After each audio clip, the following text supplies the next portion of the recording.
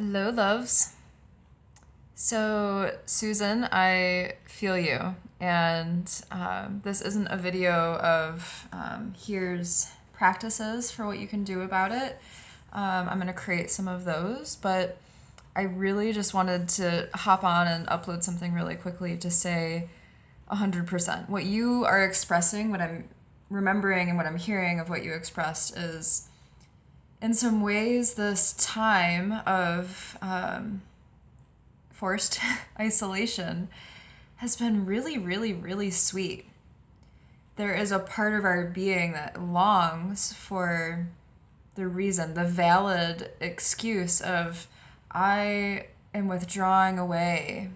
I am turning inward. I am turning away from all the activity, and I'm just going to allow myself to rest and to only do things for me and to really radically claim my boundaries and my space and my mental space and my everything, my activities. And that's really, really sweet. And there's a part of all of us that just yearns for that. And once we're there, it's so delicious that it's like, oh, you want me to leave? And I just wanted to name that's normal, and what I'm going to invite and the practices that I'm going to record are going to.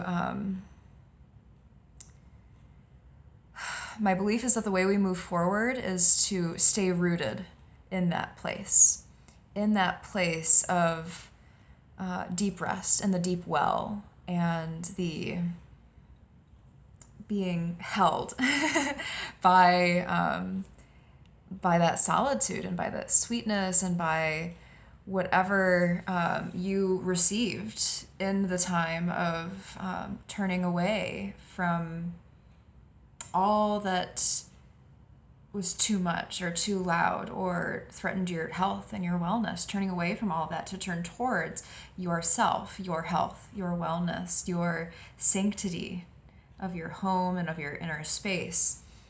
And the way to move forward and not get burnt out, just like I mentioned in the other video, as we move from this deep place of yin, the season of yin, into spring, the season of yang, there is a longing that says, now, wait a second, how do I'm feeling like there's some excitement. I'm feeling like I can't wait to see the flowers, and I can't wait until it's warm and I can go walking and biking and hiking, like all the things, right? And meet people outside.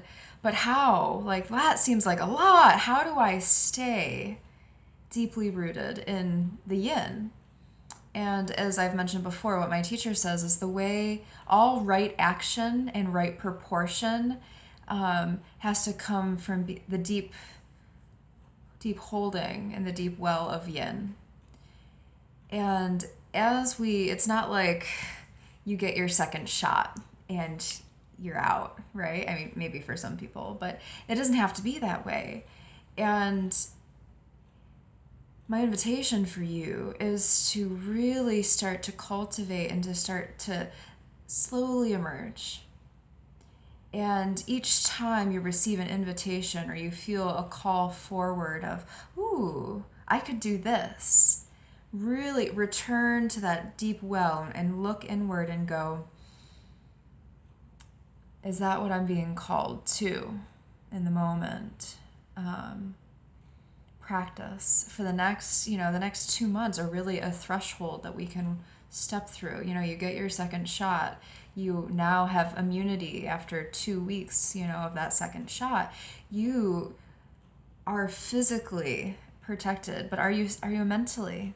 Are you emotionally protected? Because there is a lot of overstimulation out in the world. It can be in your inner world too. In many ways it comes from out there. And too much of anything is poison. Too much of movement will lead to physical injury. Too much of meditation, you sit so much that you don't know how to interact with people anymore. That's my problem. So being careful of what is poisonous to your body, your mind, and your emotional well-being.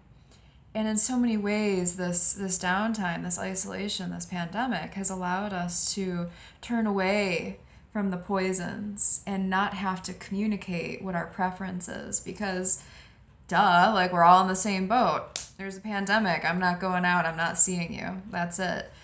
Very, very clear where that boundary is. But now the health boundary, the physical boundary that was so easy to communicate, is just becoming a little bit more fluid. And that can be scary. Because it was easier before. And what I invite you to do, if you've taken any of my boundaries workshops, is to turn towards those practices of what are boundaries that keep me in, but don't keep the world out. What periphery? How close? How close?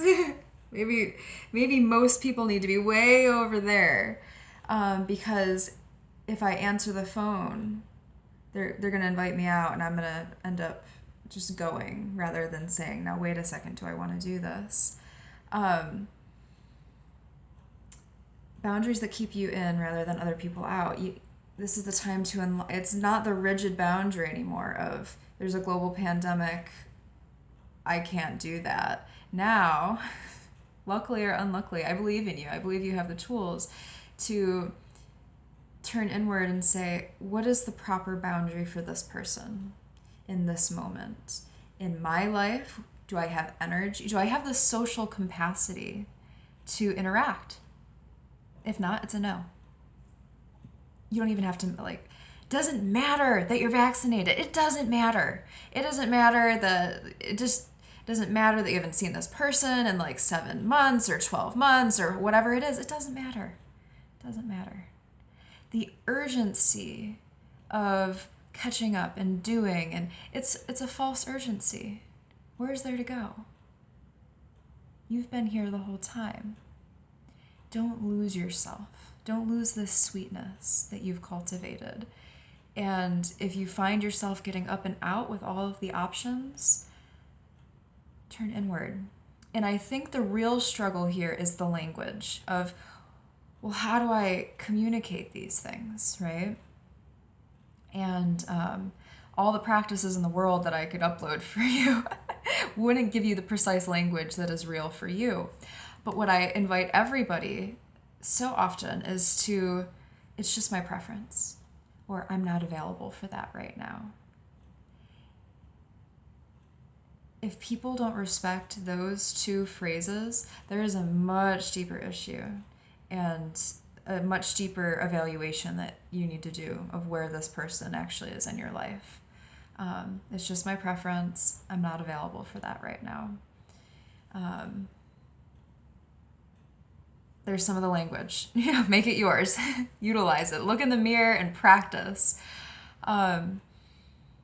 It's uncomfortable. And something that I'm running into with someone that's very close to me is that this person feels like when their brother calls them that they should always answer. No.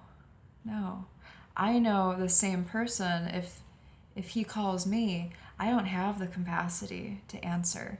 I can send a text, and that's enough, because I still have a relationship with that person, but I'm not constantly available, and it's on my terms. It keeps me in, it doesn't keep him out, right?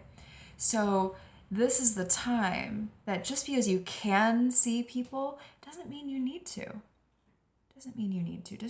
Just because you can go for a walk or you can go out to eat, is that really what you want to do? And if you are hesitating at all, that's where I invite you to just even name, I don't know what's on my schedule. Let me get back to you by this evening or by tomorrow morning. Buy yourself some time to figure out the language, okay? And to figure out what's actually honoring you in the moment. Because you don't know what your boundaries will be in 2 weeks after being fully vaccinated. You might have so much energy that you want to see everybody, and you might not. And it'll take, I just want to say, you can't really mess up, okay? The mess up now is no longer death of a, pandemic disease. you can't mess up. You can go out there and you can be in the world and be like, this is too much for me, and you can go home.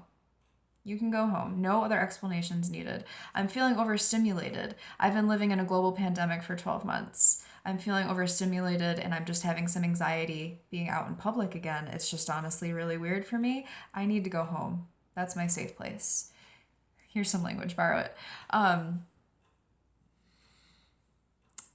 hope that helps. I am gonna upload some like meditative so you can feel it into your body type of thing. But maybe we should, if it doesn't help, if it doesn't help and it's more than just one or two of you that are like, I could use some practice on this, let me know in the like in the little chat thing below, and we will schedule a time that we can all get together and practice, because practicing with people that will respect it is way easier than practicing with people that you're worried you're going to have some pushback towards. Okay. This is what community looks like. We are supporting each other and creating healthy boundaries and communicating authentically. This is important. I'm so grateful for you voicing this, and what a great time for practice. All right. We will gather, we will do it, and I celebrate you and your truth. All right. See you soon. So much love to you.